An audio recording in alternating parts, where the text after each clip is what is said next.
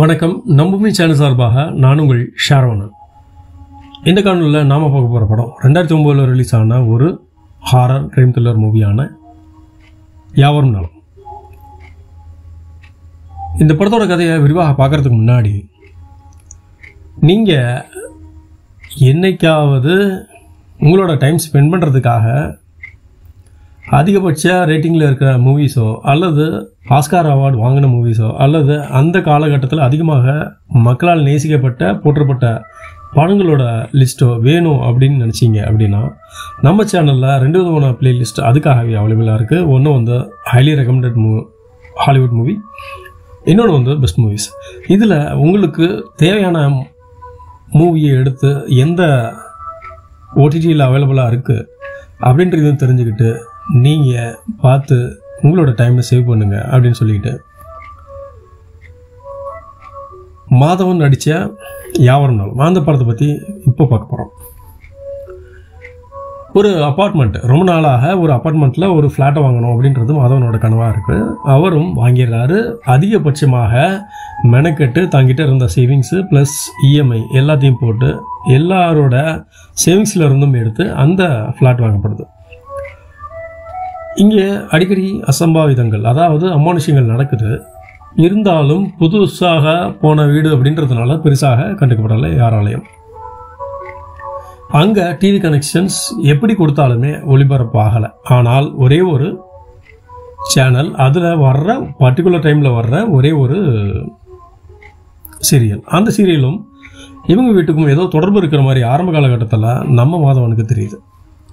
ஆனாலும் அது அவர் பெருசாக எடுத்துக்கல. இப்போது வெளியில் வந்து ஒரு நாள் எதர்ச்சியாக பார்க்கும்போது தான் தெரியுது அந்த ப்ரோக்ராம் அந்த பர்டிகுலர் டிவியில் மட்டும்தான் ஓடுது.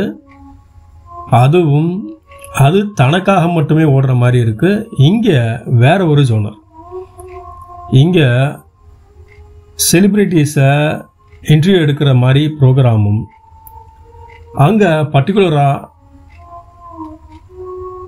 ஒரு நாடகமாகவும் ஒளிபரப்பாகுது. இப்போது அந்த நாடகம் ஏன் நமக்கு என்ன சொல்ல வருது, ஏன் நமக்கு நடக்கிறது முன்னாடியே தெரியுது.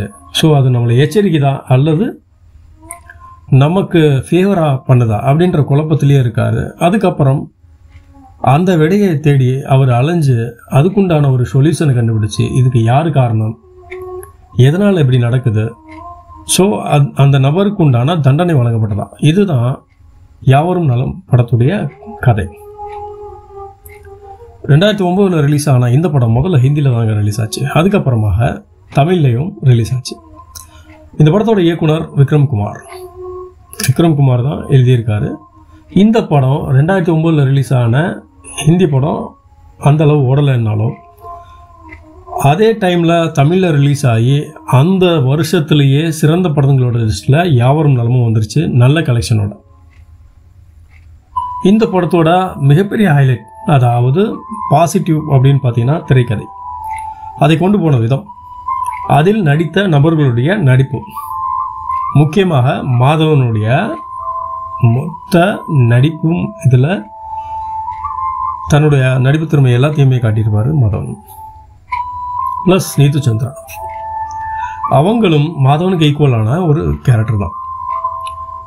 இப்போது தரமான ஹாரர் மூவி அப்படின்னு பார்த்தீங்க அப்படின்னா, நம்மளை பயமுறுத்துகிற மாதிரி ஹாரர் மூவிஸ் அப்படின்னு பார்த்தீங்கன்னா ஒரு 20 அல்லது 30 தான் அதிகபட்சமாக மொத்தமாகவே தமிழ் இண்டஸ்ட்ரியில் இருக்கும்.